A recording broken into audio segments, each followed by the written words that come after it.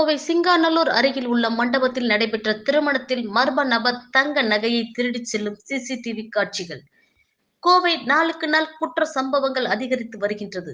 இந்த நிலையில் கடந்த மாதம் 8ஆம் தேதி கோவை திருச்சி சாலை சிங்காநல்லூர் அருகில் உள்ள திருமண மண்டபத்தில் நடைபெற்று வந்த திருமணத்தில் மர்ம நபர் ஒருவர் 5 சவரன் நகையை திருடியதாக திருமண வீட்டார் கொடுத்த தகவலின் பேரில் கோவை சிங்காநல்லூர் போலீசார் வழக்கு பதிவு செய்து திருமண மண்டபத்தில் பொருத்தப்பட்டு உள்ள சிசிடிவி கண்காணிப்பு கேமராவில் பதிவாகிய காட்சிகளை கைப்பற்றி தீவிர தேடுதல் வேட்டையில் ஈடுபட்டனர்.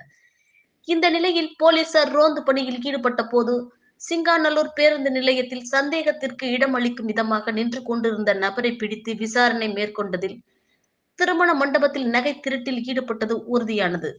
மேலும் விசாரணையில் கரூர் மாவட்டத்தைச் சேர்ந்த ராஜா என்ற மணி என்பதும் கோவை பீளமேடு பகுதியில் வாடகைக்கு அறை எடுத்து தங்கி இருந்ததும் தெரியவந்தது.